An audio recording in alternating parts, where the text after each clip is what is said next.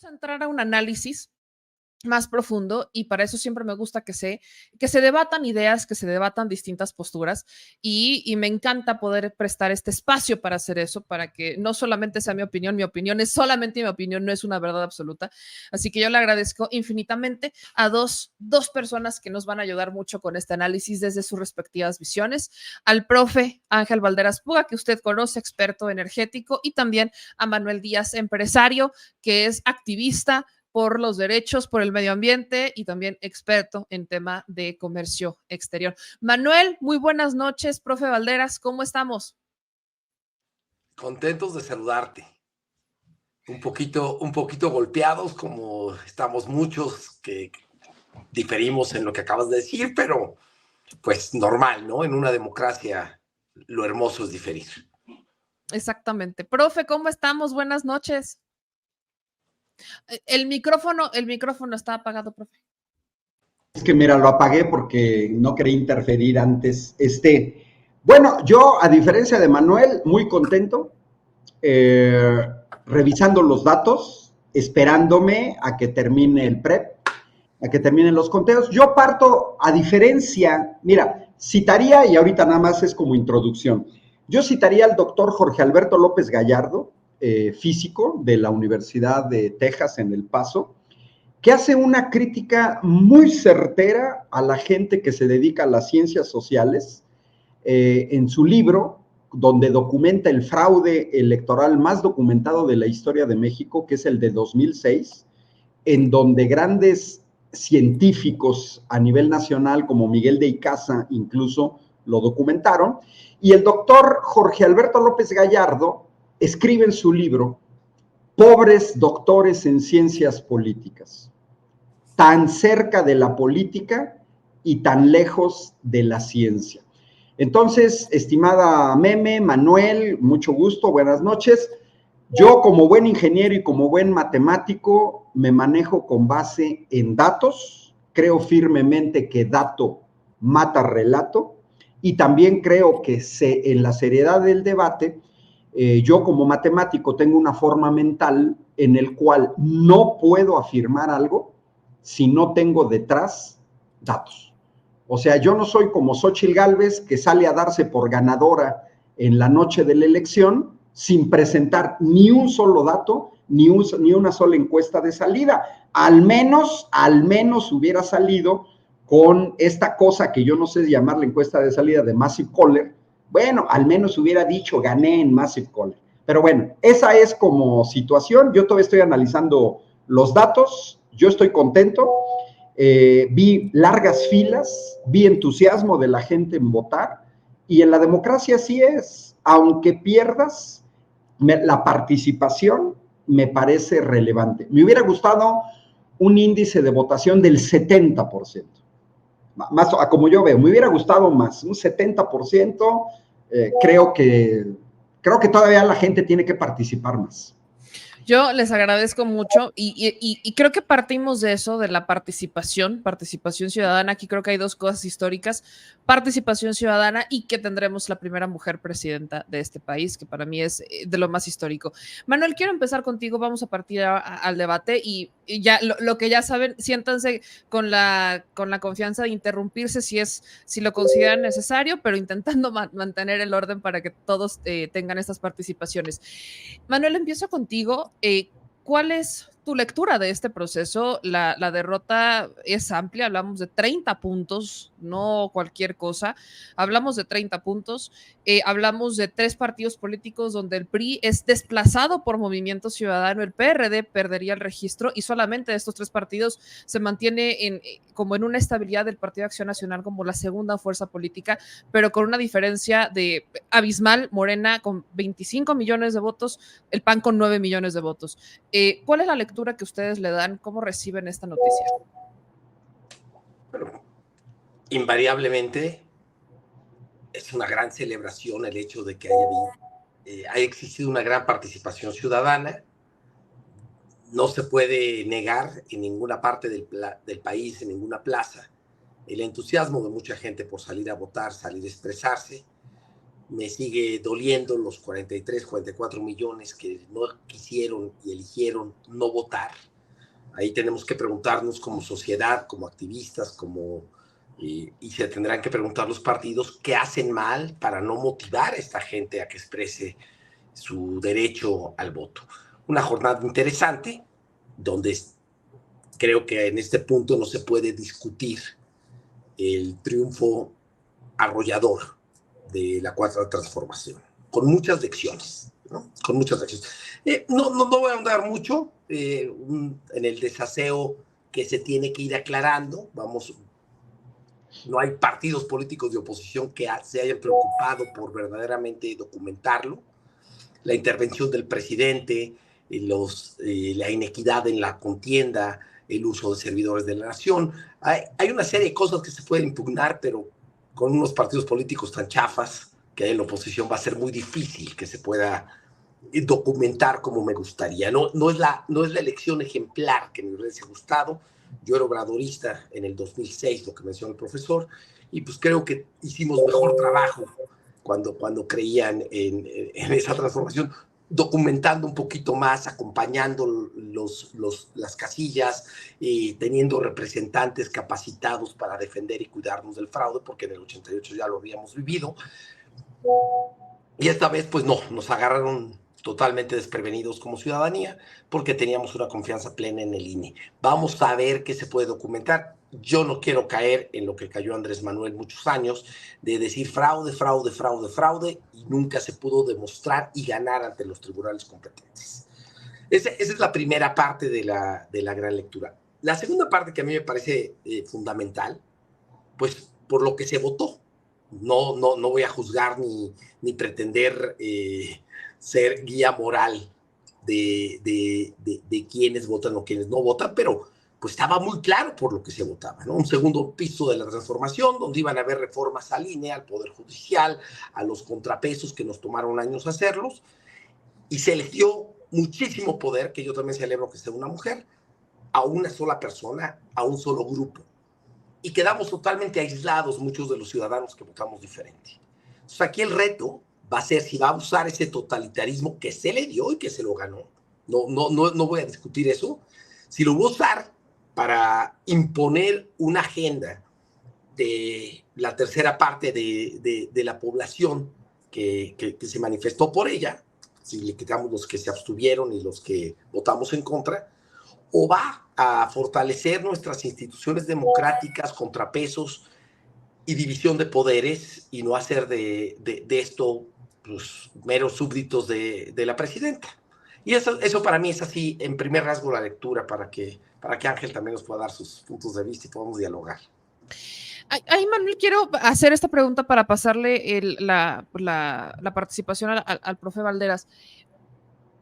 ¿Qué pasó cuando eras obradorista? Decías, yo fui obradorista. ¿Qué es lo que pasó? ¿Por qué dejaste de serlo? ¿Qué es lo que para ti cambió que hoy estás respaldando no solamente el proyecto de Xochitl, que votas distinto, que tienes una perspectiva política distinta? ¿Qué es lo que a ti te hace cambiar? Pues es que yo no cambié, el que cambió fue Andrés Manuel, unido a la oligarquía. Los 17 que nombró en la mafia nos robó la presidencia, hoy en día son sus asesores y duplicaron sus fortunas en este sexenio.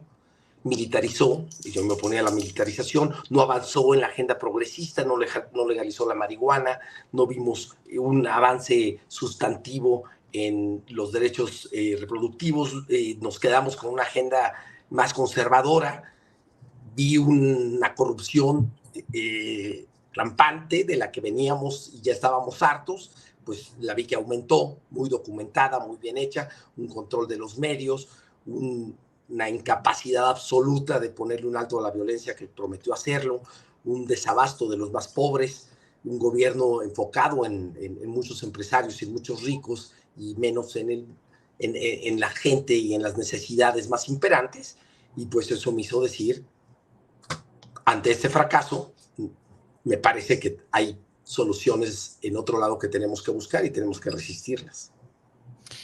Ahora, profe Valderas, Han llamado mucho que esta es una elección donde intervino el Estado, donde interviene el presidente Andrés Manuel López Obrador, y que esa es una de las razones por las que también Claudia tiene esta ventaja.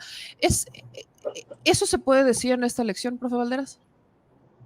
Bueno, mira, yo no soy de los que interrumpe porque la gente se pierde. Yo prefiero que Manuel diga y ya que terminó, yo digo, y si yo quiero opinar algo sobre Manuel, me lo escribo e intervengo, para que la gente tenga claridad. Mira, Manuel dijo un chorrononal de cosas de lo que ha manejado la oposición. A ver, mira, contrapesos. Yo le recordaría a Manuel que el neoliberalismo modificó 495 artículos constitucionales en los últimos 36 años. Modificaron con Peña Nieto 155 artículos constitucionales, con Felipe Calderón 110, modificaron el artículo 25 5 veces, el 27 6 veces, el 28 8 veces. Y yo me pregunto, ¿y dónde estaban los contrapesos o por qué en ese tiempo no se hablaba de contrapesos? El Pacto por México, PAN, PRI, PRD, modificó la Constitución en 2013, hizo la reforma energética, la reforma educativa, y no había contrapesos. Es más, el Poder Judicial fue cómplice de una cosa vergonzosa como la violación flagrante del artículo 14 constitucional, permitiendo la aplicación retroactiva de leyes. Me refiero a la ley del ISSSTE, en donde se aplica a los trabajadores federales de manera retroactiva perder el derecho a la pensión y mandarnos a las afores. Y luego se aplica la reforma educativa, también de manera retroactiva, con el aval del Poder Judicial, aplicando un examen o pretendiendo aplicar un examen que quitaba la estabilidad laboral a maestras y maestros del sector educativo. Yo ahí nunca vi contrapesos. Y mira, es una falacia total que haya organismos autónomos o que el Poder Judicial sea autónomo. Porque en los hechos, que es lo que cuenta, tenemos un poder judicial servil a intereses extranjeros, en donde y eso sí es totalmente antidemocrático y gravísimo, donde una persona, un juez, tira una ley aprobada por la Cámara de Diputados, por la Cámara de Senadores, que representan a la gente y que fueron elegidos. Uno, para favorecer a intereses de transnacionales extranjeras. Es un cuento chino la autonomía del Poder Judicial. Es un cuento chino. Bueno, y cierro. A ver, elección de Estado.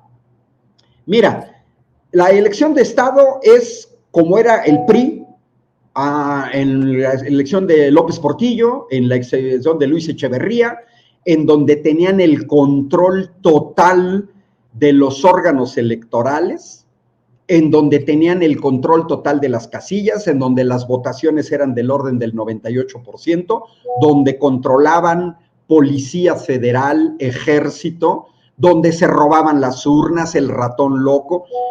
Yo te lo señalo, trabajando en Europa y en Sudamérica, México tenía la fama de ser el país donde más trampa se hacía en los procesos electorales. Esas eran elecciones de Estado. Ahora, el hecho de que el presidente intervenga, digo, estamos en una época en la de Internet, mejor estudiantes jóvenes de bachillerato saben perfectamente que en todo el mundo, en los procesos electorales, todos los presidentes y primeros ministros hablan del proceso electoral. Acaba de haber un proceso electoral en España y lo seguí, lo monitoreé, tengo amigos en España, yo viví 2 años en España. Pedro Sánchez todos los días hablaba del proceso electoral. ¿Esto significa intervención del Estado? No. ¿Significa manipulación de la voluntad popular? Tampoco. Tenemos meses escuchando a Joe Biden, presidente de los Estados Unidos, hablar todos los días del proceso electoral. ¿Han escuchado alguna vez a Donald Trump hablar de que no tienen piso parejo? Nunca he escuchado a Donald Trump y lo están enjuiciando, y lo acaban de acusar. Entonces, ¿qué sucede? Se confunde el hecho de que el presidente hable del proceso electoral al hecho de que se mueva toda la maquinaria electoral como se hizo en 2006, en donde intervinieron incluso gobernadores con el acarreo, mandando votos, donde manipularon el PREP y donde manipularon el sistema computacional. Repito, quedó perfectamente documentado por decenas, más o menos 40 trabajos de investigadores nacionales de nivel 3, con investigadores incluso de Estados Unidos, principalmente físicos, principalmente matemáticos, usando software sofisticado. Yo fui de los que demostró, por ejemplo, que llegaron 300,000 votos antes de las 8 de la mañana del día de la elección. 300,000 votos antes de las 8 de la mañana. Absurdo. A las 8 de la mañana todavía ni siquiera se abrían las casillas. Entonces, para mí es una falacia la cuestión de los contrapesos. La gente decide y así son las democracias. Y eso lo vemos en distintos países del mundo. En España el Partido Popular llegó a tener, ganaron las elecciones para primer ministro, ganaron las elecciones en la Cámara de Diputados, en el Senado. Hicieron toda una serie de cambios, porque la gente lo decidió. Y después ganó el PSOE, pero al PSOE no le dieron la mayoría en la Cámara de Diputados, en la Cámara de Senadores. Bueno, pues es que así es. O sea, a final de cuentas, la soberanía reside en el pueblo. Y si la gente decide darle a un partido mayoría calificada para modificar la Constitución, termino, es una actitud legal, legítima y democrática que las minorías deben respetar, porque fue una decisión mayoritaria. Muy bien. Estás totalmente... Perdón, adelante, Meme. No, está bien, Manuel. O sea, a lo que quiero llegar ahora es, diciendo lo que, bueno, más bien escuchando lo que dice el profe Valderas, impugnar, ¿consideran que hay elementos? Yo creo que se tienen que averiguar. Yo lo dije claramente. Se tienen que averiguar la intervención del presidente, a diferencia del sistema español, a diferencia del imperio yanqui, que lo mencionas con una admiración sorprendente, es que aquí es ilegal que intervenga el presidente. Yo en lo personal me gusta más el sistema donde el presidente pueda hacer campaña abierta, y también creo que tenemos que llegar a hacer esa reforma. Hoy es ilegal y es una intervención con todo un aparato del Estado que se hizo completamente y totalmente. Me dijiste muchas cosas, profesor, y en algunas coincido, en otras no. Me llama la atención que mencionas el Pacto por México, pues cuando ahí está Mario Delgado, Pablo Gómez en el primer lugar y votaron por él. Tienen ahorita Rubiel, tienen la familia Hank, tienen a Nachito Mier, tienen a toda esta gente que fue contra la que combatimos toda la vida. Yo sí tengo memoria, no les voy a estar aplaudiendo. Los principales mapaches ya están de este lado, de su lado. Y no estoy diciendo que esta elección fue robada, no confundamos. Estoy diciendo que como toda elección se tiene que asear, se tiene que limpiar, y tenemos que tener certeza de que no hay irregularidades y no hay procesos. Y yo no le veo nada de malo en eso. Yo le veo algo maravilloso. Ahora, el dictado de las mayorías, pues está bien, las minorías tenemos que acatar, pero si recuerdas en nuestro sistema que tenemos en México, y fue lo que nos permitió que Andrés Manuel pudiera llegar a la presidencia, pues es que tenemos las primeras minorías precisamente para que haya representaciones proporcionales y las voces de los grupos más pequeños puedan ser representadas en nuestras democracias. No tiene nada de malo que nos expresemos los que hoy en día no pudimos convencer, o los que no pudieron convencer en unos partidos políticos que parecían más las dirigencias al servicio de sus propios intereses que al servicio de las causas del pueblo, que no simpatiza, y no tiene por qué simpatizar todo el mundo con las causas de la 4T. Me parece válido, me parece democrático, me parece que es a donde va. Y de la reforma al Poder Judicial, pues tú mencionabas el imperio, pues tú sabes cómo está ahí se eligen localmente los jueces. Aquí en México se tiene que utilizar nuestros organismos cuando algo se demuestra que es claramente inconstitucional. Y así es como se rige la Suprema Corte, que hay reformas que sí tienen que hacer, sí tienen que hacer. Y si hablamos de intervención, pues Saldívar y Andrés Manuel han aceptado que se han hablado y se han puesto de acuerdo. Entonces, digo, no caigamos en retóricas que nos pierden el sentido de lo que es esta plática. Hoy en día tenemos un país que acaba de ganar una elección, un movimiento grande, yo tengo respeto por eso, y que creo que es perfectamente válido pedir que se limpien las elecciones, que si hay algo que impugnar se impugne, es válido, y que se respeten las mayorías porque se le dio demasiado poder a una persona, bien ganado. Eso sí no lo voy a discutir. Profe, ahí lo que está diciendo Manuel es, bueno, que le extraña y lo dijo incluso desde el principio, ¿no? Que le extraña, sobre todo en el caso de Morena, que se aliaran con ciertos perfiles o que ahora ellos sean los que estén de este lado. La inclusión de perfiles ahora en el contexto actual, indeseables, ¿no? Hablemos, por ejemplo, de una Alejandra del Moral, que simplemente no coincide con los ideales o con la política incluso de Morena, de la Cuarta Transformación, fue muy criticada y seguirá siendo criticada. Parece que tampoco surtió ese efecto, o sea, incluso pese a que es un perfil negativo, la gente dijo, bueno, con todo y todo sea negativo, ¿no? Se haya sumado o no se haya sumado, pues el voto hacia Morena es arrasador. No se puede hablar tampoco de un voto de castigo, pero pues la gente decide, ¿no? ¿Qué es lo que pasa con estos perfiles indeseables? ¿Qué pasa con Morena? ¿Es el partido al que pues, todos quieren brincar ya? Mira, en México venimos del partido casi único de la dictablanda, del PRI. Yo quisiera recordar que en la historia de la humanidad solo hay 2 pueblos que tuvieron partidos en el poder por 70, 80 años, que fue la Unión Soviética, con el Partido Comunista de la Unión Soviética, y México con el PRI. Venimos de una cultura profundamente antidemocrática, de fraude electoral, de verdadero autoritarismo, de masacres, 68, 71, represión a maestros, represión a médicos, Ayotzinapa, Acteal, El Charco, Aguas Blancas, Nochistlán, etcétera. De ahí venimos.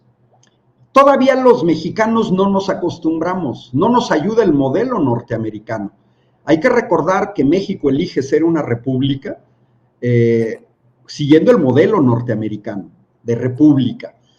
Pero sucede que nosotros en México todavía no estamos acostumbrados a este nivel de debate, que me parece muy serio con Manuel, a discutir, a buscar las coincidencias, en vez de la diatriba, de las fake news, etcétera. ¿Por qué? ¿Por qué señalo esto? Porque en todas las épocas de transición y de cambio de régimen, hay nuevos posicionamientos. Y la historia de la humanidad nos lo enseña. A mí me tocó ver de primera mano el fin del sistema italiano con la democracia cristiana, que era el partido que gobernó Italia desde la Segunda Guerra Mundial hasta más o menos los años 90, y la desaparición del partido comunista más importante de Europa Occidental, que fue el Partido Comunista Italiano. Ya no existen ninguno de los 2 partidos. Estoy pensando en el PRI, estoy pensando en el PAN, estoy pensando en el Verde, estoy pensando en MC, en misma Morena. ¿Qué sucede en estas épocas cuando termina un régimen e inicia otro? Bueno, pues que en cada espacio, la democracia cristiana, por decirles algo, la democracia cristiana tenía un centro que se mantenía con una política social cristiana muy parecida a la de los orígenes del PAN, tenía su derecha más cercana al fascismo y tenían también su izquierda. Por ejemplo, Aldo Moro, que fue asesinado por las Brigadas Rojas, él formaba parte del centro izquierda, pero dentro de la derecha o dentro del centro, dentro de la democracia cristiana. Cuando desaparece la democracia cristiana, posteriormente pasó exactamente lo mismo con el Partido Comunista. tenían un centro, tenían una izquierda más cercana a movimientos extraparlamentarios, tenían una derecha, Giorgio Napolitano, más cercana a la democracia cristiana. Pues, ¿qué sucede? Pues mira, a ver, ¿desaparece tu partido o sabes que va a desaparecer? Como es el caso del PRI, como es el caso del PRD. ¿Qué va a pasar? Ya pasó en México con el PSUM, ya pasó con el PMS, ya pasó con el PAR, ya pasó con el PANAL, chorro de partidos. ¿Qué hace esa gente? Bueno, pues mira, dejan de...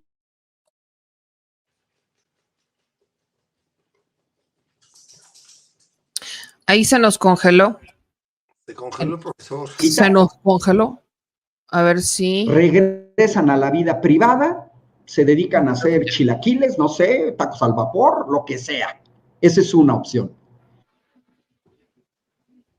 Segunda opción, buscan una nueva... Ahí se nos congeló, le voy a pedir que se vuelva a conectar ahorita para mejorar ahí la señal. Pero Manuel, en lo que regresa, en lo que se vuelve a conectar, hay algo que les quiero preguntar. He leído, no sé si sea tu caso, me imagino que sí, que una de las preocupaciones más grandes que tienen ahorita con cómo se va a conformar el Congreso es la reforma al Poder Judicial. ¿Qué es lo que, desde esa perspectiva, qué es lo que les preocupa? ¿Qué es lo que no les gusta, evidentemente, en concreto, de la representación que se le da a Morena en el Congreso? Sí, yo no puedo hablar por todo mundo. A mí lo que me preocupa es, pues, lo que se ha venido diciendo de que se pasan las leyes sin ni una sola coma. Desafortunadamente, y esto hay que aceptarlo, y yo estoy seguro que el profesor cuando se conecte va a estar de acuerdo conmigo, como tú seguramente lo estás. Lo más preocupante que pasó en este sexenio es que no hubo diálogo político, no hubo discusión, no se llamaron a los sectores y expertos a consultas, hubo muy poco.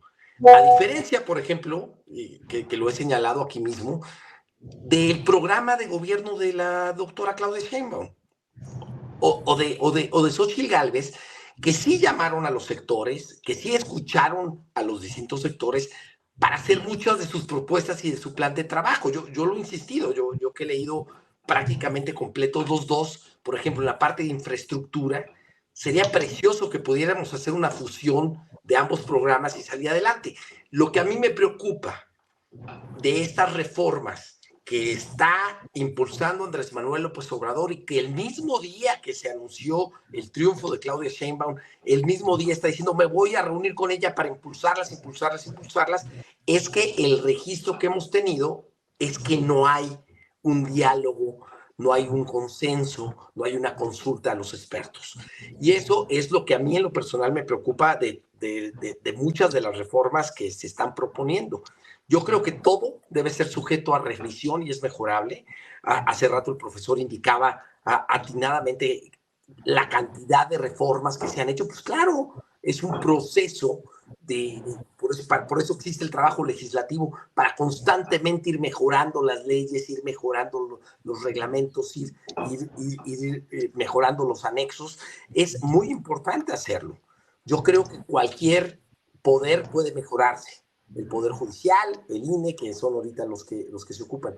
A mí lo que me preocupa en lo personal es que por lo menos en estos 5 años y medio, ya casi 6, no ha habido ese diálogo, ¿no? Profe, se nos había ido, la señal estaba ahí como muy congelado, pero ahora sí ya lo vemos y lo escuchamos. Ahora sí, ¿dónde nos quedamos? Bueno, mira, yo lo que estaba señalando y retomo lo último que escuché de Manuel. Yo también coincido con él. A mí me hubiera gustado más diálogo. Lo que eso implica es también tener a una oposición más seria, más constructiva, una oposición que realmente le entrara con argumentos y que no saliera con la jalada, lo tengo que decir así, jalada, de una huelga legislativa en donde siguieron cobrando su sueldo, pero se negaron a discutir los cambios de leyes. Discúlpenme, pero eso solamente lo he visto en México. Es el único país que he visto que los legisladores cobran un salario, estoy hablando de los diputados y senadores del PRIAN, pero no van a trabajar y dicen abiertamente que no van a discutir nada porque están en minoría. y luego de buenos chilletas pierden las votaciones y van con sus amigos del Poder Judicial a que les resuelvan los problemas. Nunca jamás vi al Poder Judicial enmendándole la plana a Enrique Peña Nieto, a Felipe Calderón, a Vicente Fox, a Ernesto Zedillo, porque aquí ha sido un tiradero de leyes de dos personas que además fueron puestos en la época neoliberal. Yo he visto las sentencias.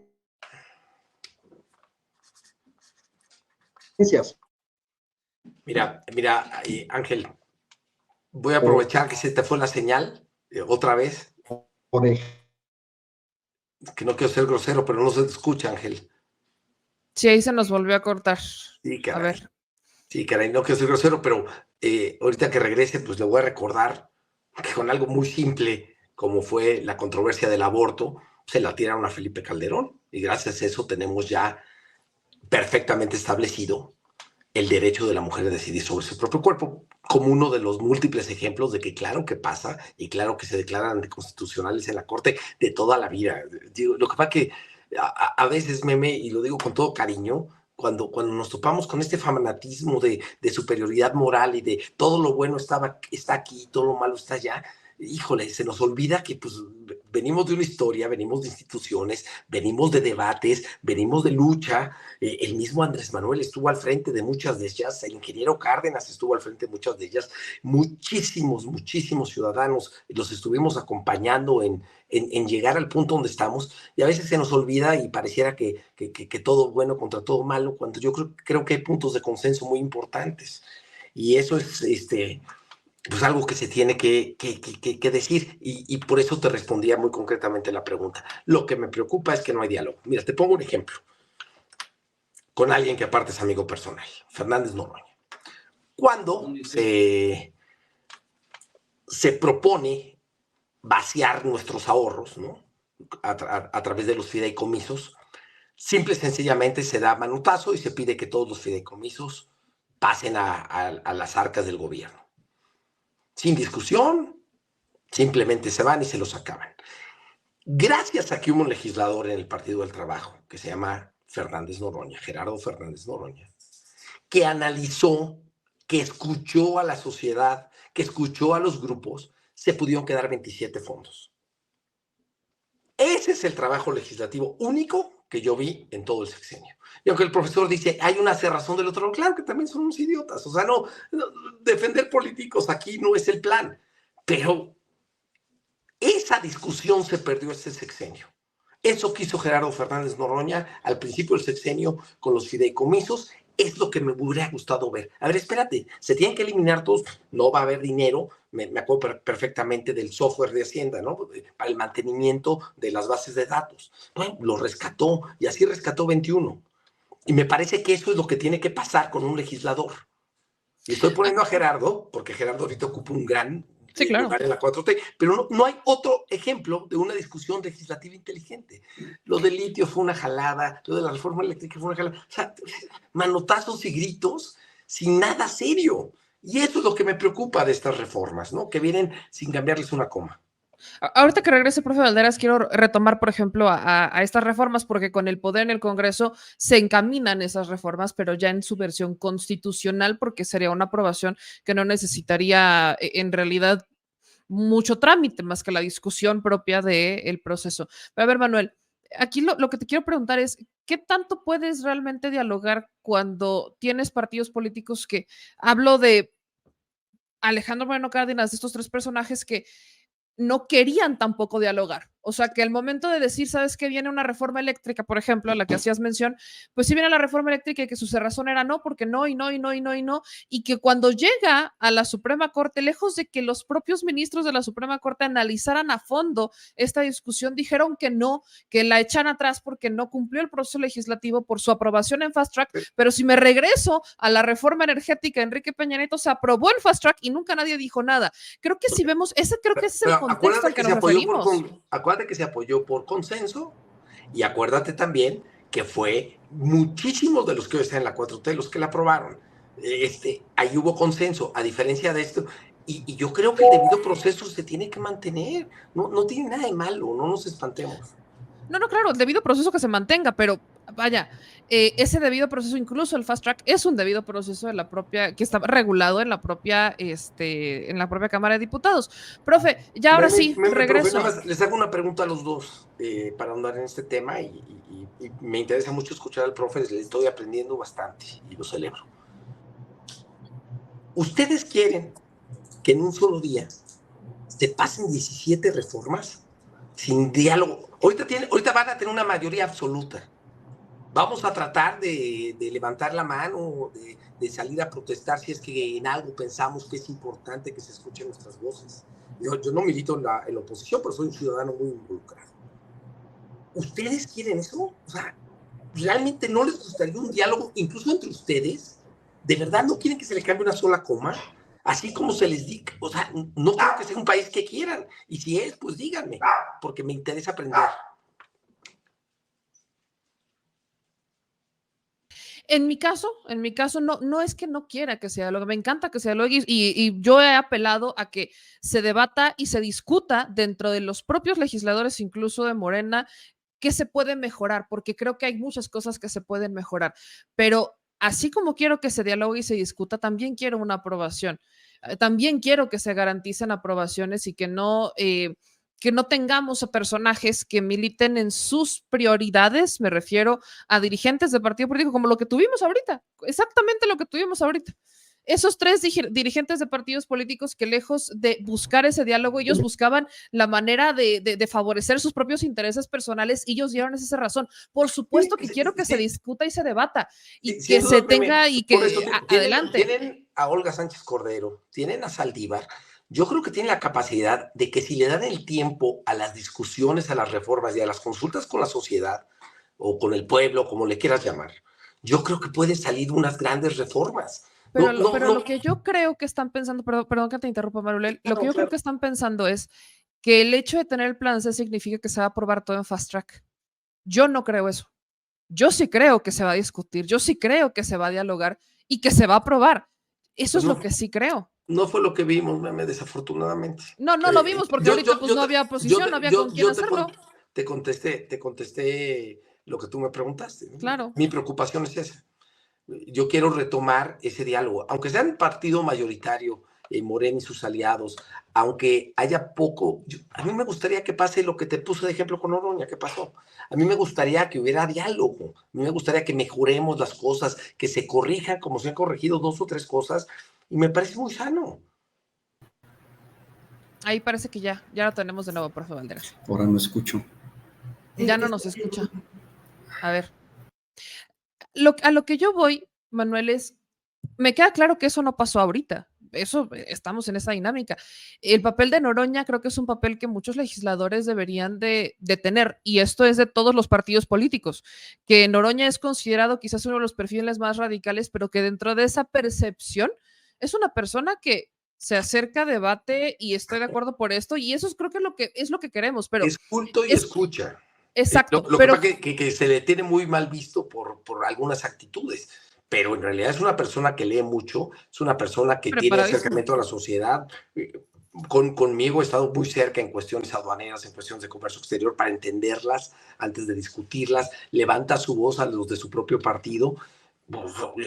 Yo creo que eso debe ser un legislador, independientemente que me caiga bien o me caiga mal, o le caiga bien a la gente o le caiga mal, pero es un extraordinario legislador, pero es uno. No te puedo poner otro ejemplo, no te puedo ni a Gutierritos, o sea, ni siquiera a los dirigentes de la campaña, a Mier, o sea, por favor, no tienen una iniciativa para un diálogo, para una consulta a la sociedad, al pueblo, de cómo pueden mejorarse las cosas. Ay, profe, ¿ya me escucha bien? ¿Ya?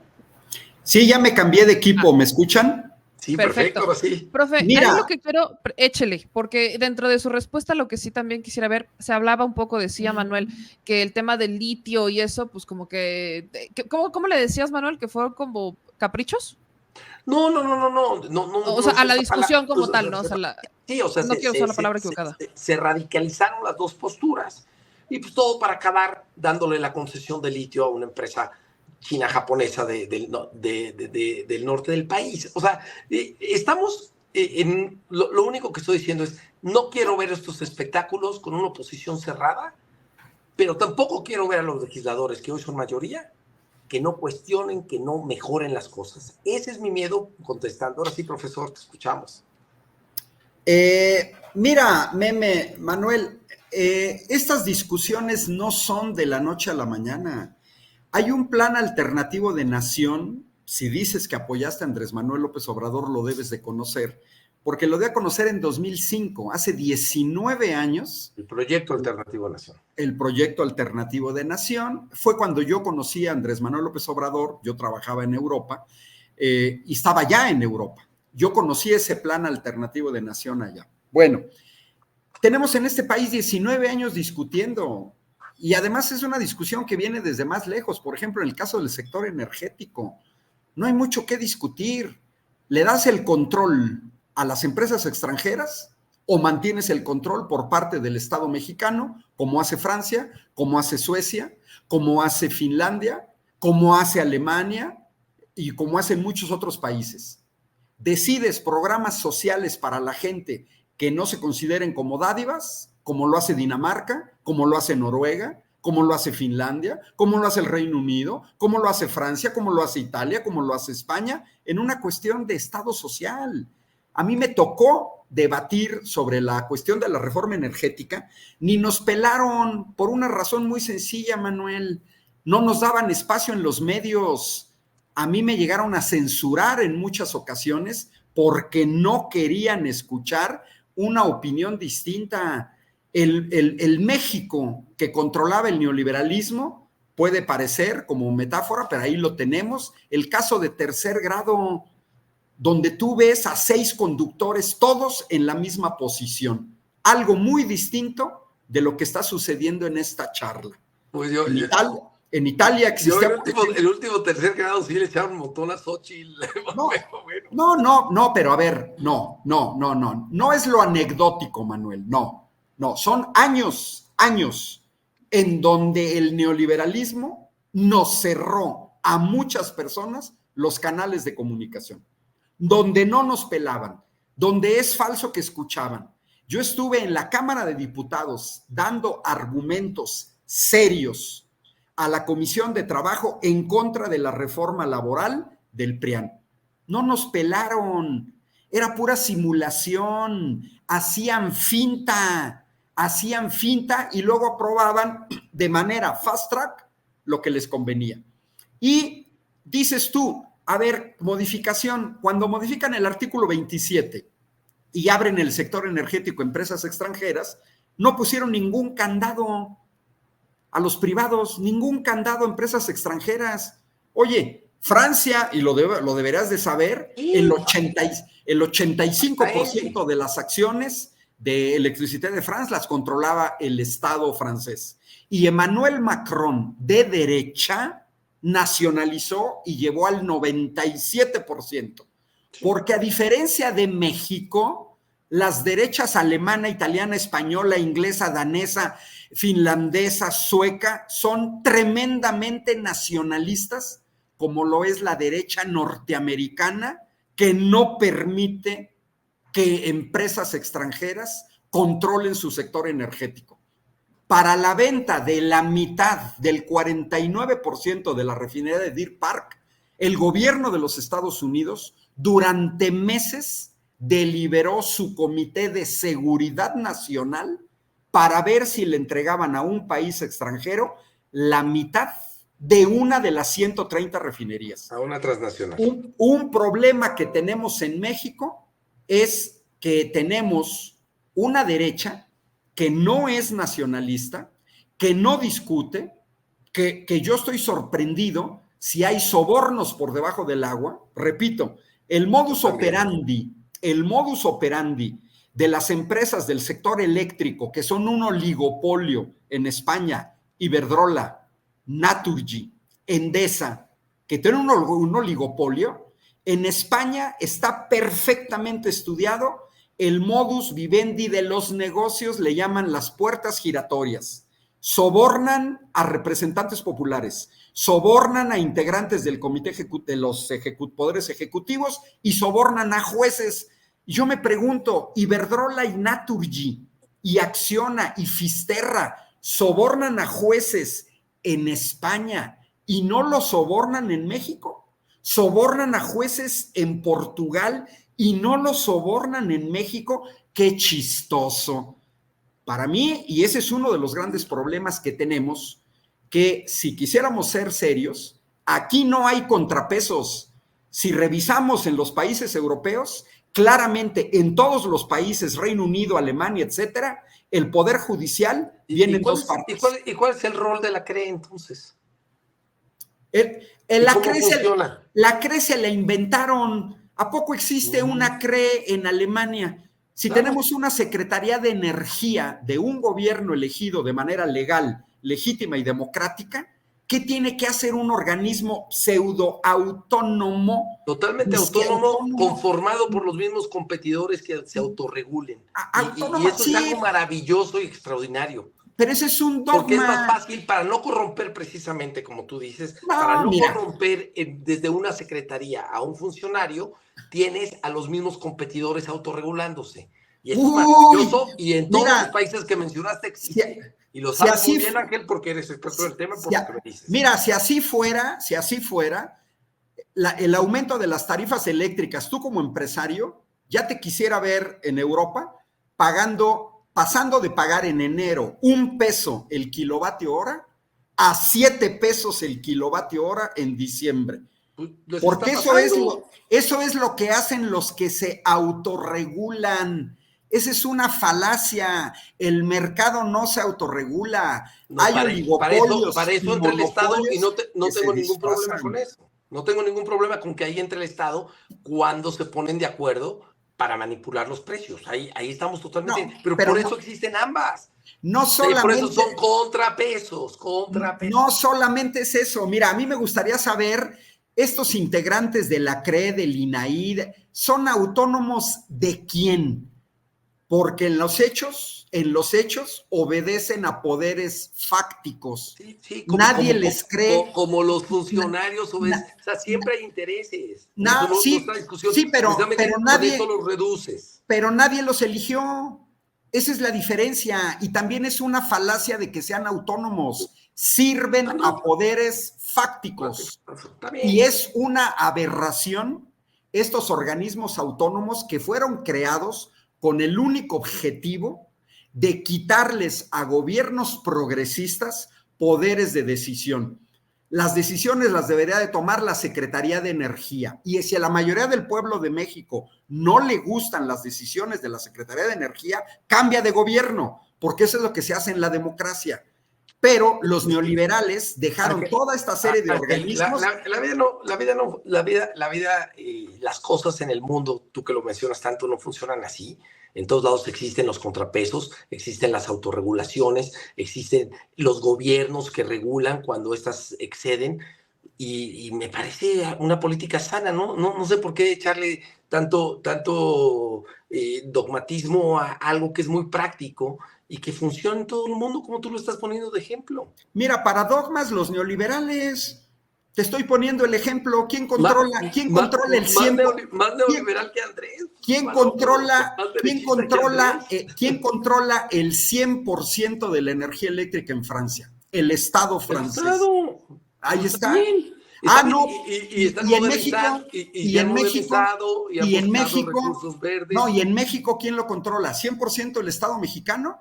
Eso era hasta antes del año 2000, porque los neoliberales le entregaron el 60% de la generación de energía eléctrica a transnacionales extranjeras y le entregaron una tercera parte de las gasolinerías. Yo no sé tú dónde compras gasolina. ¿Compras en British Petroleum? ¿Compras en Total? ¿Compras en Repsol? Es verdaderamente kafkiano, Manuel, que países que no tienen petróleo, como Francia y como España, vengan a México a vendernos gasolina. Eso es verdaderamente kafkiano, es una tontería. ¿Cómo es posible el contrato de corrupción que hizo Felipe Calderón en el 2007 de comprarle gas a Repsol, una compañía de un país que no tiene gas, y que lo único que hicieron fue a comprar gas en Perú y luego venderlo en Manzanillo para CFE? Sí, y o hacerle su gasoducto a Trump para que pueda sacar a través de México su gas y estás trabajando para ellos, por favor. O sea, No, pero estás eludiendo la es que esto situación. no es de buenos y malos. Esto no es de buenos y malos. Esto es de las soluciones que funcionan en cada caso. La 4T ha tenido aciertos, pero también ha tenido grandes errores y se vale. No, no es de buenos y malos, es que tenemos que quitarnos esa visión y empezar a ver cómo construir puentes de entendimiento para tener las mejores propuestas. Por eso te digo, el plan que hoy en día propone la presidenta electa, Claudia Sheinbaum, me parece espectacular. Va a seguir con una especie de subastas, va a seguir abriendo el sector energético y va a irse a lo que Andrés Manuel y Bartlett se han cerrado a hacer, y Rocío Nale en su momento, que es transitar de una vez por todas a las energías verdes que también son necesarias, sin abandonar los empleos, cuidando la actual producción que tenemos, caduca y obsoleta, pero pues está bien, se vale que se cuiden ciertas cosas. Bueno, ahora, si no me interrumpes, y como yo no te he interrumpido en ningún momento, déjame hacer una idea. Alemania, tú que eres empresario, deberías de saber perfectamente que una tercera parte de las empresas en Alemania están de rodillas precisamente porque pontificaron sobre estas energías renovables que no limpias, porque no existe ninguna energía limpia en el mundo y no pueden pagar los precios. Alemania está importando gas de Texas, de Qatar, de Noruega, de donde se pueda, y las empresas alemanas están yendo de Alemania porque no pueden pagar los precios de la energía. Y 6,000 personas murieron en el Reino Unido en este invierno porque no pueden pagar los precios de la energía de las empresas privadas. Pero me hace chistoso, yo no veo el mundo en blanco y negro. Yo tengo años trabajando todos mis análisis con base en la fuzzy logic, lógica difusa. Nada es blanco, nada es negro. Hace años que dejamos atrás la lógica del tercer excluido aristotélica de sí y o no, blanco y negro. No, el mundo es totalmente gris. Los que se manejan con dogmas son los neoliberales, vienen con una serie de jaladas. Hoy que tenemos en día, mira, tan solo te pongo un problema porque yo he discutido con varios neoliberales, no entienden el concepto de intermitencia de la energía solar y de la energía eólica. No lo entienden. Y el diseño jurídico que dejaron los neoliberales es darle prioridad a las grandes transnacionales, metiendo al sistema de distribución eléctrica 2 fuentes de energía altamente intermitentes. En el último apagón, las eólicas en México, controladas por empresas extranjeras, dejaron de meter en el sistema 400 megavatios y la solar 400 megavatios. 800 megavatios dejaron de meter al sistema las intermitentes.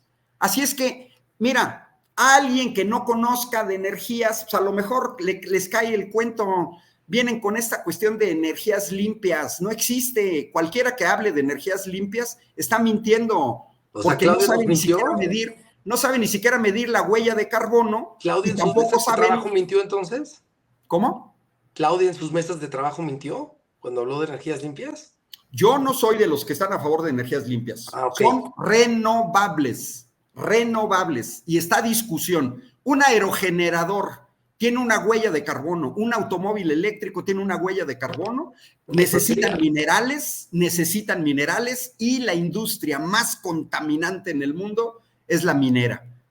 Porque en la minera, pues contaminas tierra, contaminas aire, contaminas agua. Se nos fue Manuel, no sé qué pasó, pero se nos fue, entonces espero que pueda regresar. Profe Valderas, en lo que esto pasa, y le voy a dar un poco de ese tiempo, ¿para dónde tendría que ir la oposición?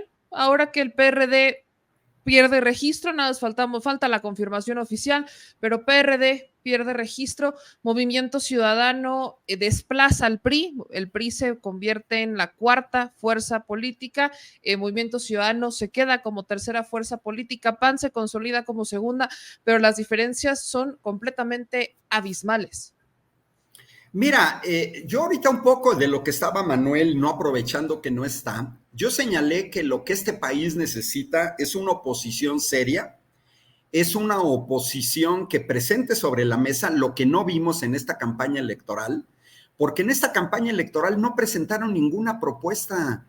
En esta campaña electoral lo que vimos es una oposición que se dedicó a descalificar, que se dedicó a mentir, que se dedicó a gastar millones de pesos en bots contratados en el extranjero, españoles, en Colombia, en Estados Unidos, que se dedicó a meter a gobiernos extranjeros, como el caso de la Cayetana, que viene de la FAES, que anduvo por aquí en Querétaro, dizque hablando a los jóvenes mexicanos, porque la derecha mexicana trae un gen intervencionista. Son los mismos que fueron por Maximiliano, hoy se llama Cayetana, hoy se llama Iberdrola, hoy se llama José María Aznar, hoy se llama Financial Times o se llama New York Times. Yo creo que lo que necesitamos es una oposición seria, porque pareciera ser que en esta campaña electoral de 2024, lo único que vimos fue un regreso al pasado, pero al peor pasado que fue el pasado neoliberal. Por ahí Manuel tocó el tema de la violencia. Pues sí, pero yo quisiera recordar que la tasa de homicidios en este país se disparó con la supuesta guerra al narco de Felipe Calderón, dirigida por pura casualidad por un narco que ya fue hallado culpable de narco, de favorecer al cártel de Sinaloa, y que lo único que hizo fue una serie de asesinatos, ahí sí de civiles, de jóvenes, de niños, de mujeres embarazadas en los retenes. Y nos vienen a hablar de militarización, cuando los que militarizaron al país fueron ellos. Ahora, con respecto a los dogmas, todos vimos a Zedillo desaparecer de un plumazo al Poder Judicial. Y lo hizo el PRIAN. Y lo hizo el PRIAN neoliberal. Y hoy nos vienen a decir que defienden a un Poder Judicial que, repito, y voy a seguir insistiendo, y si entra Manuel o entra cualquier otra gente, pues yo les diría, en los hechos, tenemos un Poder Judicial que sirve a intereses extranjeros. Estos neoliberales viven del dogma de que les da lo mismo si le compran gasolina a British Petroleum que a Pemex. No, no es lo mismo. Es una cuestión elemental que todos deberíamos de saber. Si yo le compro a una empresa extranjera, las ganancias terminan en el extranjero y perdemos soberanía. Ya nos la aplicaron en febrero de 2021, Greg Abbott nos cerró la llave del gas. Sí, pero ¿por qué nos afectó la cerrada de llave del gas? Pues porque la política neoliberal del PRIAN nos llevó de ser autosuficientes en gas natural a tener que importar el gas. Creo que le falta seriedad a la oposición y además es muy curioso que nos acusen de ser dogmáticos o de ver el mundo en blanco y negro. Es al revés. O sea, viven de este dogma de que, los organismos son autónomos y ya porque le pongo a algo la palabra autónomo, automáticamente adquiere las características de autonomía. Patrañas, jueces, integrantes de la CRE, del ENAI, son personas de carne y hueso. Hasta los del ENAI no andan pagando el table dance con tarjetas corporativas. Pues claro que sí. Entonces yo creo que nos falta, lo único que coincido con Manuel, pues es que nos falta una oposición seria, que tenga un proyecto alternativo de nación. Y bueno, yo no sé el tipo de qué empresas tenga Manuel, pero si estuviera en Alemania ya hubiera quebrado, simplemente por los altos precios de la energía, porque estas energías intermitentes que tanto pontifican, solar y eólica, y curiosamente no hablan de la hidráulica, no hablan de la nuclear, pues tienen en jaque a las empresas de los países que dependen de este tipo de energías. Porque es un problema técnico, es un problema científico, no nada más es un problema de voluntad política, es un problema que no se ha podido resolver, es cómo almacenas grandes cantidades de energía como para poderle dar la energía a una ciudad en la noche. Yo quisiera ver en qué parte del mundo con aerogeneradores y con paneles fotovoltaicos le pueden dar energía en la noche al Valle de México y que los empresarios estén contentísimos. Eso no existe. Precisamente para eso tenemos Internet, para documentar, para observar en los países donde se han aplicado ese tipo de energías. Mira, al país, y ya ahorita que entró Manuel, al país que le ha ido mejor en Europa ahorita es Noruega. Y no nos debe de sorprender. ¿Por qué es al país que le ha ido mejor? Por una sencilla razón. Están vendiendo petróleo y están vendiendo gas. Es decir, hidrocarburos. Ya, ahí está. Yo soy partidario de las energías renovables, fanático, soy profesor de facultades de ingeniería. Me encantaría que eso resolviera el problema, pero lo tengo muy claro. En el corto plazo no va a ser. Quizás en el mediano plazo o en el largo plazo. Y mientras vamos a tener que convivir. Pero yo lo que no entiendo es que si durante 80 años los mexicanos manejamos nuestro petróleo, ¿por qué tenemos que traer a extranjeros que se lleven las ganancias de nuestro petróleo? No lo entiendo. No veo cuál es la razón, más que sea un dogma neoliberal de que a fuerzas tienen que venir extranjeros. Eso sí que es un dogma. No, Ángel, ¿cómo funcionan las subastas? A ver, las subastas... Dice que a fuerzas tienen que venir los extranjeros. Puede competir cualquiera para meterle la lana a la búsqueda, a la investigación, y ya que empieza a producir, el gobierno cobra sin invertir de nuestro dinero, para no quitarle a los programas sociales recursos. Las empresas se los meten a su riesgo para después de ahí capitalizar.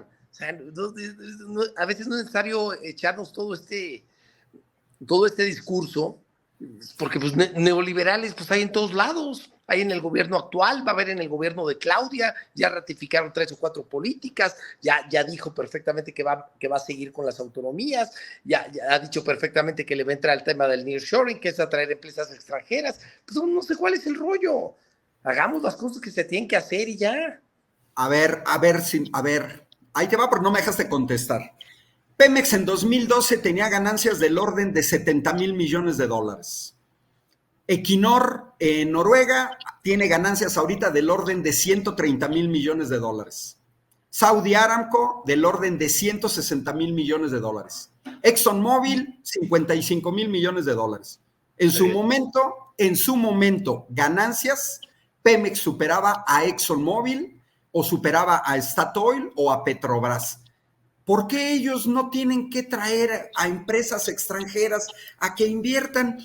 Yo no veo a Electricité de France trayendo a empresas que tienen que invertir, privados, extranjeros, etcétera. Pues para eso invierte el Estado, para eso hay empresas del Estado, para eso hay sectores. Por eso, está padrísimo lo que dices, pero lo que propone la 4T no es eso. Entonces, la 4T está abierta a la conversión y ahí está en el programa de gobierno de la doctora Sheinbaum, que se va a implementar a partir de septiembre. Y está padrísimo. Altagracia, la asesora que tiene para los programas de desarrollo, tiene perfectamente claro cómo va a desarrollar muchos de los polos de inversión, y es a través de la atracción de energía, los polos de desarrollo. No hay drama con esto, pues es lo que está diciendo. Y a mí me parece sano para el país que traigan todas estas propuestas de mejora para generar riqueza y que eso llegue vía impuestos a los más necesitados y a la igualdad. Si tú le compras gasolina a British Petroleum, que se lleva ganancias en un litro entre $1 y $5, ¿en dónde crees que terminan esas ganancias? ¿En México o en el Reino Unido? Mira, es que yo no prefiero no caer en discusiones estériles, porque sabemos, es lo mismo si me dices de las 7,000 maquiladoras de capital extranjero que hay actualmente en México, ¿dónde termina la verdadera lana? Pues obviamente con el que invirtió, el que trajo la tecnología, el que arriesgó su capital y a través de las exportaciones puede sacar dejándonos impuestos, que es de lo que viven y de donde podemos pagar los programas sociales para México. Pero no sé cuál es la discusión, si está en el programa de gobierno. La discusión es soberanía y es cuestión de seguridad nacional, que lo tiene muy bien entendido Canadá, Estados Unidos, Alemania. No sé por qué la derecha mexicana no entiende conceptos tan elementales Habla como con la derecha soberanía y cuatrotera, porque seguridad es la que lo está nacional. proponiendo. Como seguridad y soberanía nacional. ¿Cuánto les costó a los empresarios del norte del país el hecho de que Greg Abbott nos cerrara en febrero de 2021 la llave del gas?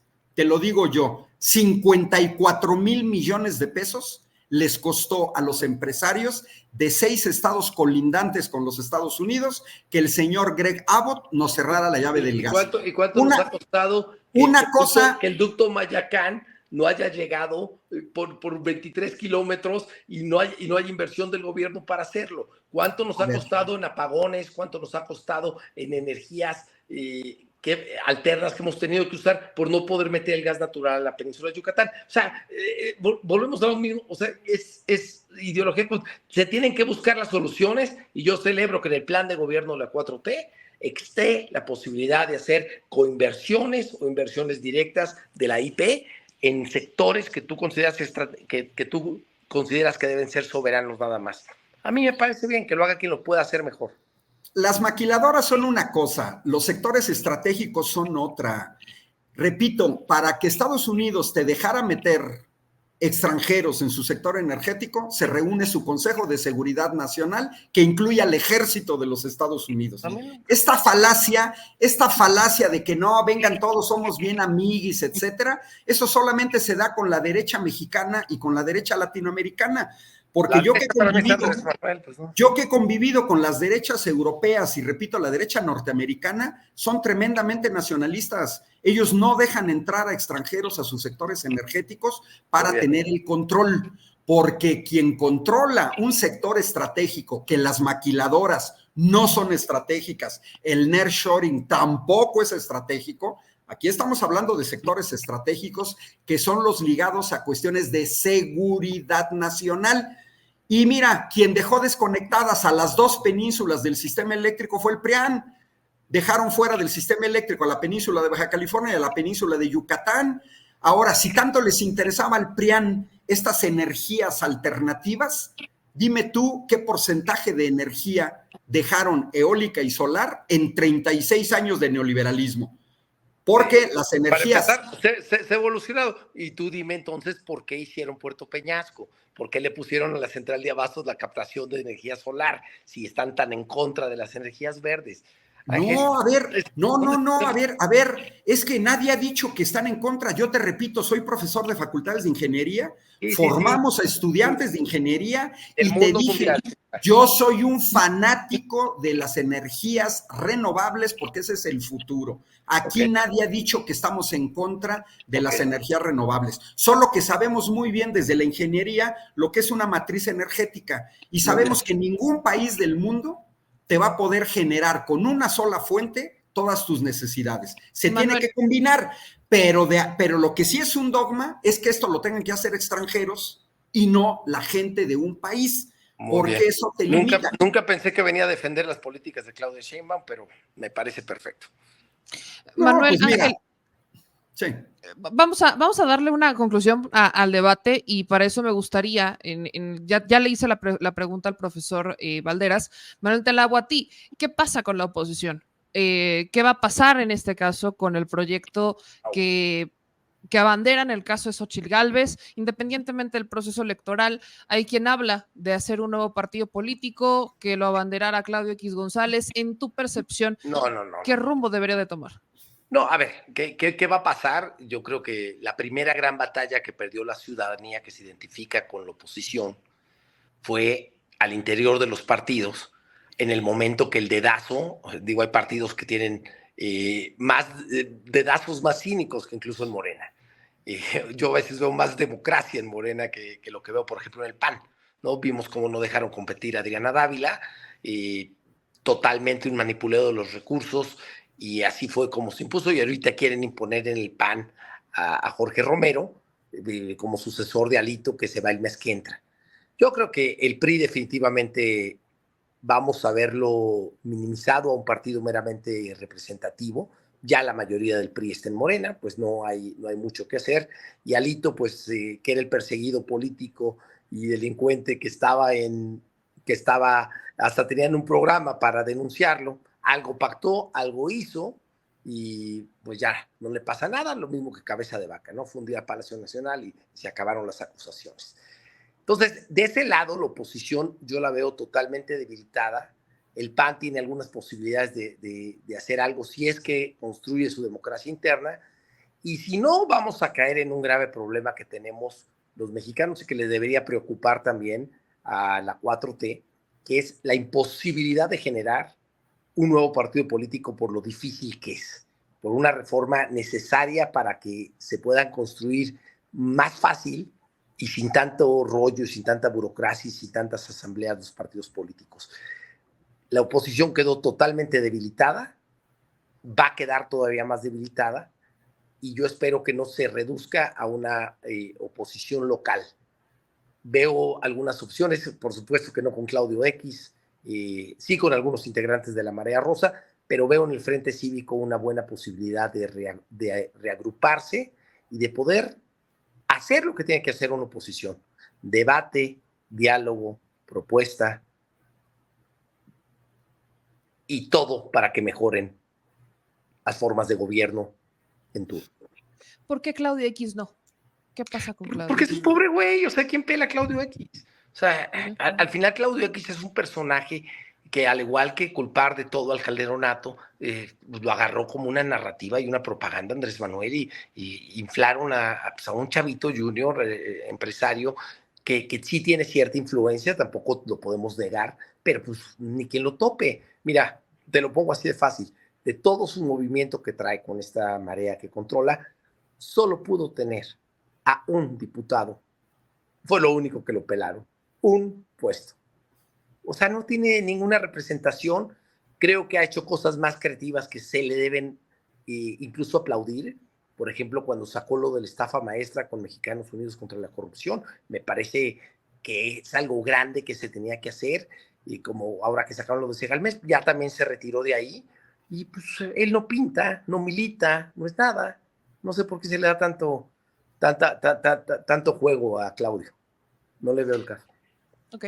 Profe Valderas, ahora sí, ¿cuál sería la conclusión que le da al futuro México, pero ya vaya, basándonos en esta lucha que es la lucha democrática que se dio este 2 de junio? Mira, para que la gente no se quede con la idea de que yo estoy en contra del programa energético de la doctora Claudia Sheinbaum, le leo a Manuel con gusto la página 279 de las propuestas y acciones de gobierno de Claudia Sheinbaum, que dice: Pemex y Comisión Federal deben fortalecerse como empresas públicas estratégicas en beneficio de los consumidores domésticos. ¿Está bien? Perfecto. Y enumera 10, pues sí, ahí está. Yo no estoy en contra de eso. Al contrario, la doctora Claudia Sheinbaum está marcando lo que muchos decimos: Pemex y CFE, empresas públicas estratégicas. Sí, y claro, marca 10 criterios esenciales de la política energética. Interés nacional es el primero. Planeación a largo plazo, seguridad física de consumidores, trabajadores e infraestructura energética, cumplimiento de compromisos internacionales, máximo beneficio colectivo, aprovechamiento inteligente del patrimonio energético, cohesión social, equilibrios regionales, consenso y participación ciudadana, vida digna y respeto irrestricto a los derechos de las personas. Y de este mismo plan energético de la doctora Claudia Sheinbaum, marca claramente que se debe retomar la industria petroquímica mexicana, abandonada por el neoliberalismo, la producción de fertilizantes en México, fortalecer el Instituto Mexicano del Petróleo, que fue abandonado también por los neoliberales. Dice en la página 283, se debe invertir e impulsar en la petroquímica nacional y la producción de fertilizantes que fueron privatizados y abandonados durante el periodo neoliberal. Conocemos perfectamente... los 6 años Andrés Manuel tampoco los hizo, pero muy bien. Conocemos perfectamente, pues mira, dejaron, y deberías de saberlo, dejaron abandonadas las refinerías. Tú como empresario deberías de saber, si vas a construir una empresa, y tienes una capacidad instalada que solamente te funciona al no creo 30%. que haya un debate energético, pero cuando te cuesta más barato importar las gasolinas, por eso invertimos en Deer Park. Sí, te cuesta más barato importar gasolina en dólares para que luego un Gregabo te cierre la llave y te paralice el país y te obligue. ¿Para qué compramos Deer Park? A ver, y te obliga a asegurar, porque Deer Park ahora la controla Pemex y hay una diferencia enorme. Y si no, explícame tú cuáles fueron las ganancias de Deer Park de Salinas de Gortari para acá. ¿Cuánto aportó al presupuesto nacional el ser dueños del 49% de Deer Park? Porque nadie sabe. No éramos dueños con Salinas de Gortari y de Deer Park. Nadie sabe en qué terminó. Sexenio, y fue porque Shell se quiso deshacer y nos dejó la deuda, que afortunadamente la pudimos revertir gracias a tener el mercado seguro mexicano. Pues sí, pero esa es la diferencia. Esa es la diferencia justamente con la 4T y con el programa de la doctora Claudia Sheinbaum y las palabras soberanía, seguridad nacional, sector estratégico, petroquímica nacional. Esa es la gran diferencia con la gente de derecha que trae un chip que todo depende del extranjero. Son los extranjeros los que tienen que venir a resolvernos el problema. No podemos refinar, no podemos refinar que Andrés Manuel López Obrador. No podemos refinar gasolina. Hay que simpatizar. No podemos, pero fíjate, ve otra situación característica. Me interrumpes de manera continua cuando todas las veces que tú hablaste, yo te dejé hablar y concentré mis argumentos. El problema es que ustedes interrumpen de manera permanente. Ahorita me has interrumpido como 6 o 7 veces. O sea, no me dejas ni siquiera terminar un argumento. El hecho de que México durante decenas de años hayamos producido nuestra propia gasolina, pues solamente a gente como Oxxo o FEMSA, que se dedicó al negocio de la importación de gasolina, eran los que quieren que siga el negocio de gasolina y quieren cerrar Cadereyta y quiere cerrar Xóchitl Gálvez una refinería que ni siquiera existe, y se opusieron a la construcción de la refinería de Dos Bocas. Pero bueno, con respecto a lo que señala... La importación de gasolinas, ¿en qué sexenio se dieron los permisos para que las empresas extranjeras pudieran importar gasolinas? Ángel, ¿me recuerdas? Pues mira, desde la reforma energética de 2013, desde ahí se liberalizó. Este sexenio se dieron los permisos. Caray, o sea que antes no se importaba gasolina. Sí, claro, no estoy diciendo que no. Qué curioso. O sea, los datos oficiales de Pemex que señalan que en 2018, antes de que se fuera el PRAN, este país tenía que importar 600,000 barriles diarios de gasolina y 240,000 barriles diarios de diésel. Son ficticios. Importamos 3 veces más. Importamos 3 veces más. Se triplicó en este sexenio. Pues no sé en qué país vivías, porque desde el año 2000 se triplicó en este sexenio y se dieron los permisos para que las empresas que señalas, las gasolineras que señalas, se pudieran establecer, y no tienen nada de malo. Mira, tienes enfrente a un matemático. Si tú me dices que se triplicó 600,000, a ver, déjame terminar. Si tú me dices que se triplicó la importación de 600,000 barriles, te la voy a manejar con palitos y bolitas. 6 por 3 es 18. Entonces, si se triplicó, tú me quieres decir que con la 4T se han importado 1,800,000 barriles diarios de gasolina.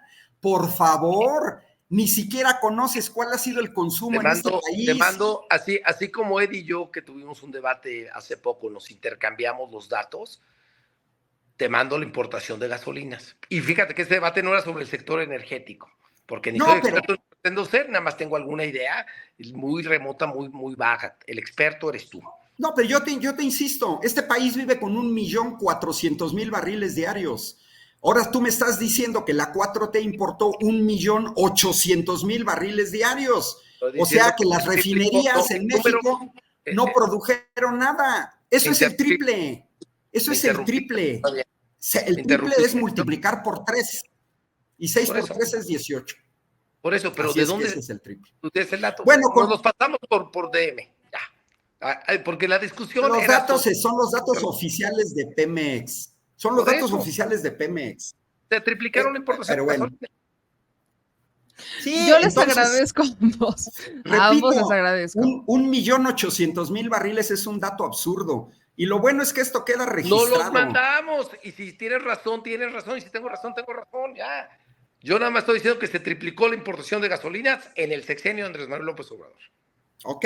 Y te voy a mandar la gráfica de la importación de 600.000 barriles diarios. Está bien. Bueno, Meme, repito, necesitamos una oposición seria, preferentemente nacionalista, no serviles a intereses extranjeros, que le apuesten al país, como hace la doctora Claudia Sheinbaum, porque su proyecto es promover en universidades, institutos tecnológicos, centros de educación superior, el desarrollo de proyectos que apoyen la transición energética, tal como hizo el gobierno de izquierda de Luis Ignacio Lula da Silva en Brasil, cuando descubrieron petróleo en aguas profundas y le apostó a las universidades brasileñas para no depender de tecnologías extranjeras. Esa es la gran diferencia entre la derecha y la 4T. Nosotros le apostamos a nuestro país, le apostamos a nuestros jóvenes, le apostamos a nuestro desarrollo y se tiene que convivir con extranjeros. Claro que sí, aquí nadie es xenófobo, pero sectores estratégicos y de seguridad nacional, por una cuestión mínima, para que no nos pongan de rodillas en cualquier momento, eso lo tiene que controlar el Estado mexicano. Muy bien. Yo les agradezco, Manuel, a ver. Perdón. Ya, adelante. Pues ya para darle conclusión, ahora sí, darle cierre, yo les agradezco a ambos. Manuel, antes de que cierre, un último comentario que te interrumpí. No, nada más dije que también se había dicho que iba a haber autonomía alimentaria y también creció tremendamente la importación de alimentos. Y lo menciono porque estamos hablando de una autonomía y una dependencia. ¿Y qué más estratégico que los alimentos? Toda la cuestión agrícola ya es una cosa importada, ¿no? Y los fertilizantes. Y pues, hoy en día vivimos en un mundo global, nos guste o no. Pero sí también hay sectores estratégicos que también estaría de acuerdo yo que tienen que cuidarse. Y ahí coincido con el profesor. Muchas gracias. Al menos tenemos esa coincidencia. Esa es la coincidencia. Creo que los sectores estratégicos es lo único que no se puede soltar al mercado como tal, mercado que se regule entre él, porque pues también estamos hablando de los precios y de la necesidad de la gente. No de embalde también se sacaron a 5 millones de pobres en esta administración. Manuel, te agradezco muchísimo, profe Valderas, muchísimo esta plática, debate larga, pero muy, muy nutritiva, y vamos a ver en qué se resuelve el futuro de la oposición, el futuro también de México, y aquí estaremos observando y siempre invitados a este espacio. Manuel, te agradezco muchísimo, y profe Valderas. Un gusto. Saludos cordiales a ambos dos desde Querétaro. Un abrazo. Saludos desde Valle de Bravo, querido doctor. Cuídense mucho. Hasta luego. Buenas noches. Chao. Pues ahí lo tienen, debate, como ustedes lo escucharon. Solamente voy a hacer una mención, porque mi gente chula me dicen, no lo invites, ya no invites, ya no invites. Gente, la democracia se construye con debate. Yo sé que muchos sí ya están con esa fiebre de todo lo queremos pintado de guinda, es maravilloso, pero también se necesita construir una democracia, y la democracia en este país se construye si no todos pensamos iguales. ¿De qué manera piensan? Y creo que más bien no creo, estoy segura que el presidente eso lo tiene completamente claro, porque cada que alguien me cuenta cómo es que inició esta transformación, me relatan que el presidente siempre lo pensó justamente como ocurrió en un proyecto semilla.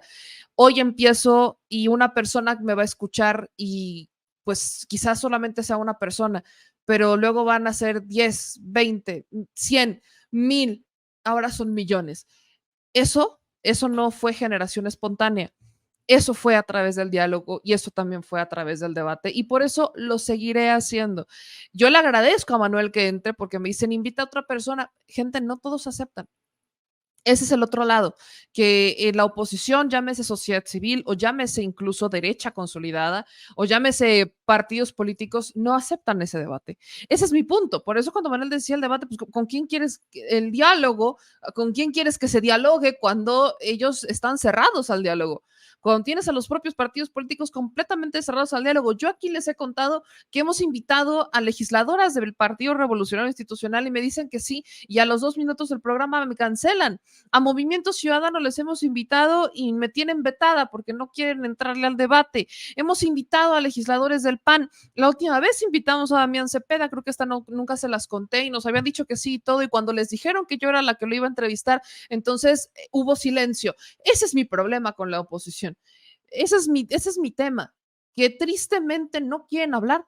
Incluso, y yo he reconocido en más de una ocasión que Damián Cepeda a mí se me hace uno de los perfiles más racionales dentro del Partido Acción Nacional. No coincido ideológicamente con él ni de broma, pero creo que son los perfiles más racionales.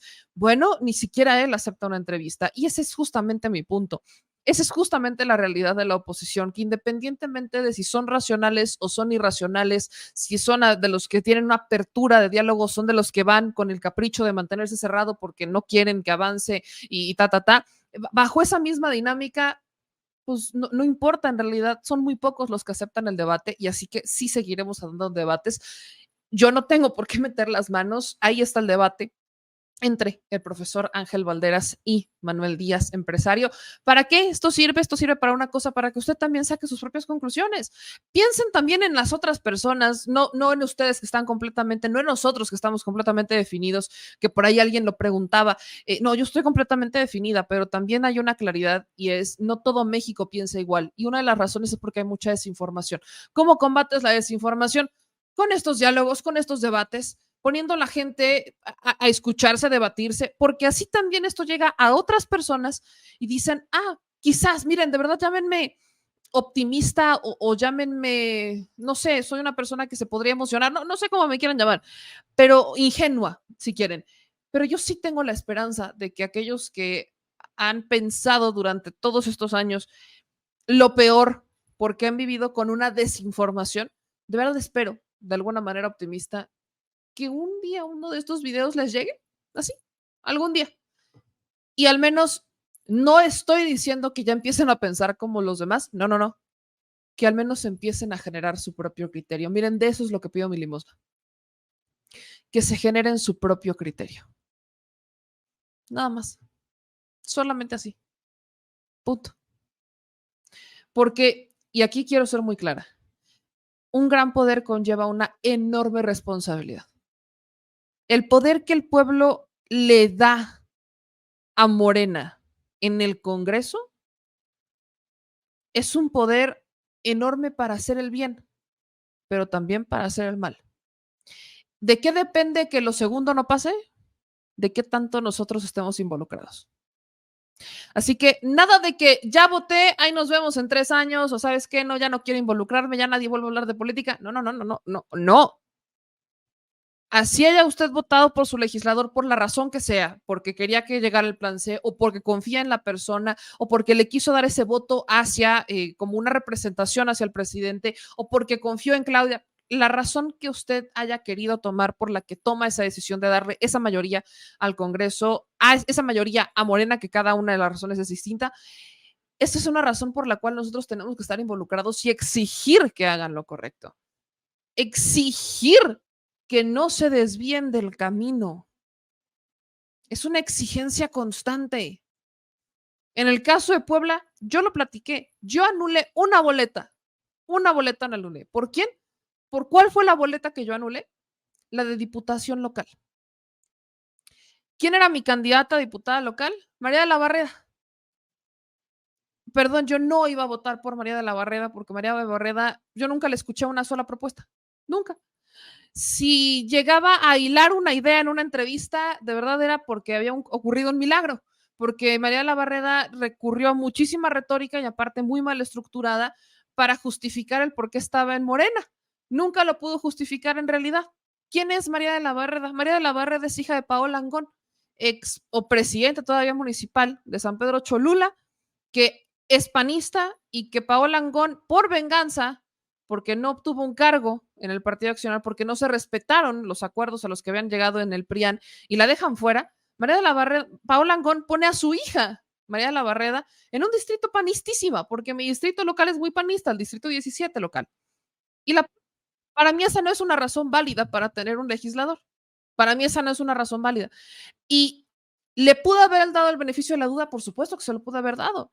Si yo tan solo hubiera escuchado que ella estaba articulada, si yo tan solo hubiera escuchado que ella tenía alguna propuesta, no la tiene. Lo único que conocemos, María de la Barrera, aparte de que su mamá la termina involucrando de alguna manera por una venganza, además que fue estratégica, hija de una panista, reconocida entre los panistas para ganar un distrito panista, que fue estratégico, y que encima, por lo único que la conocemos es porque se aventó un video en Navidad con un remake de la canción de Mariana y de Samuel García, pero versión Puebla, junto con su esposo, que es un legislador panista. Más allá no le conocemos nada. Absolutamente nada. Nada. Perdón, pero yo no, para mí ese no es un suficiente motivo para votar por María de la Barrera. Aún así ganó en mi distrito. Insisto, es un distrito panista y eso es histórico.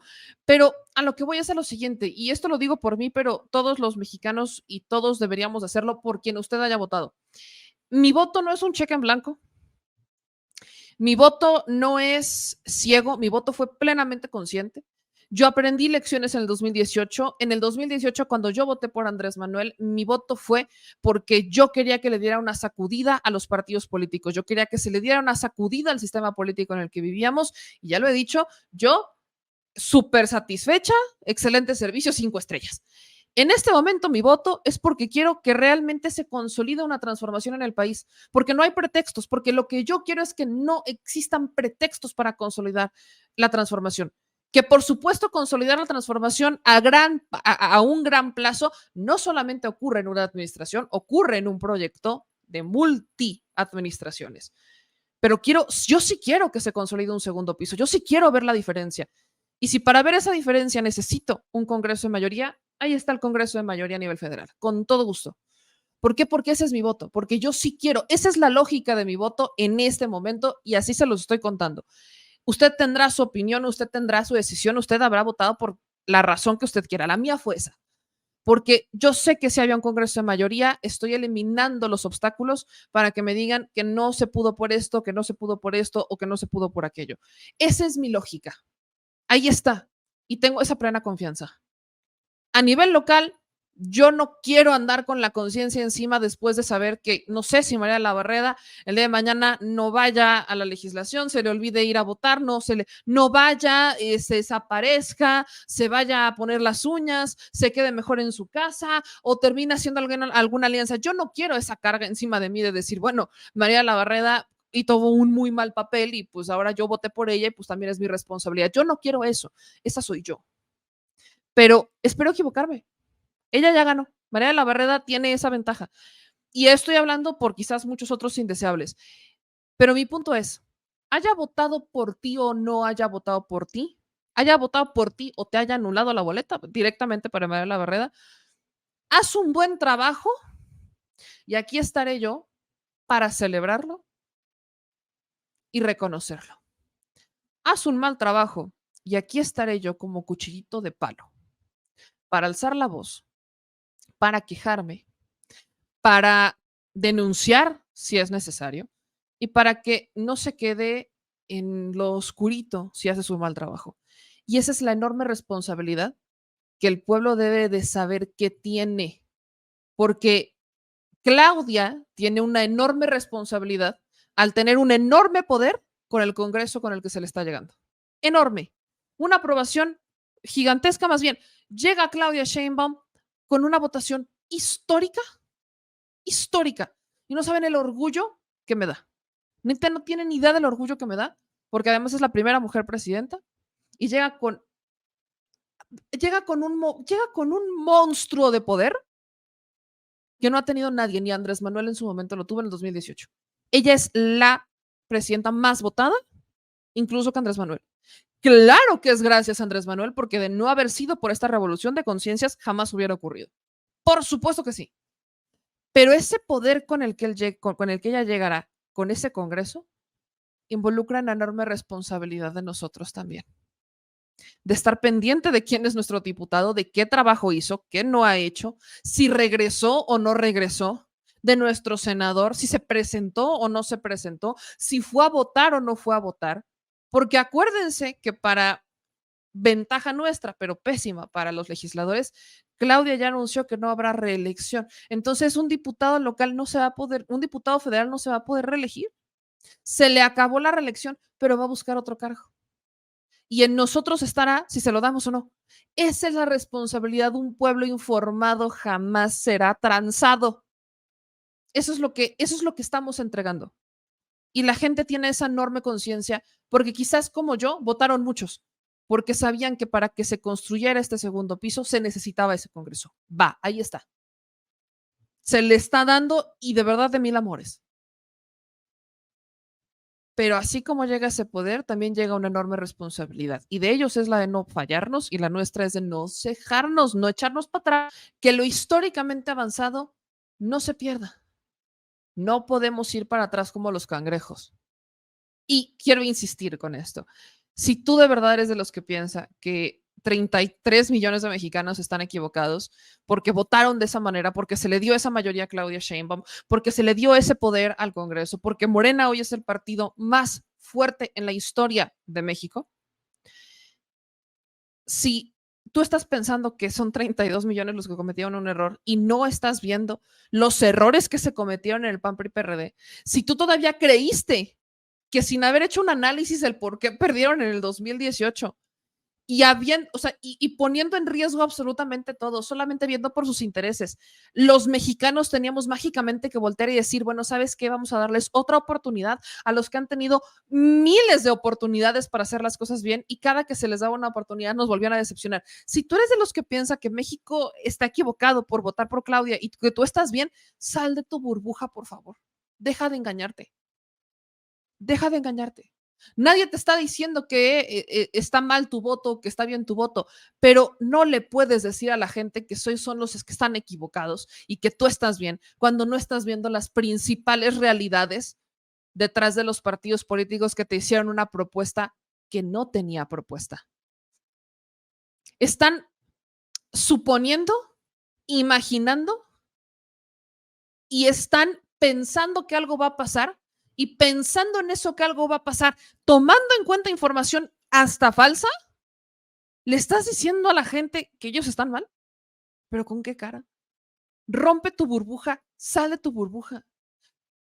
Escucha, escucha. Deja de suponer, de creer, de imaginar o de inventar. No, escucha. La Miguel Hidalgo no es todo México. San Pedro Garza García no es todo México. De hecho, representan una minoría. Representan una minoría. No, si representan una minoría, deja de creer que todo México tiene que pensar como tú. No va a pasar. Y no estoy pidiéndote que pienses como yo. Lo único que estamos pidiendo es que dejen de creer que ustedes son el núcleo y el centro del universo y que las políticas públicas deberían estar basadas a como ustedes piensan o a como ustedes viven a sus necesidades. Porque los pobres, la gente que menos tiene, los que se chingan de sol a sombra, le echan un chingo de ganas para que tú vengas y nos digas que con el echaleganismo la van a salir adelante cuando eso no es cierto. Estas personas necesitan que el Estado les garantice derechos, les garantice oportunidades. Y eso no se construye si velas primero por los privilegios o por lo que tú, que tienes un ingreso mensual estable y que no tienes mayor preocupación que la de, no sé, que tu preocupación es si vas a sacar el coche o no hoy, o que tu preocupación hoy es qué programa de televisión vas a ver o qué compañía de internet vas a encontrar para que te satisfaga estas necesidades.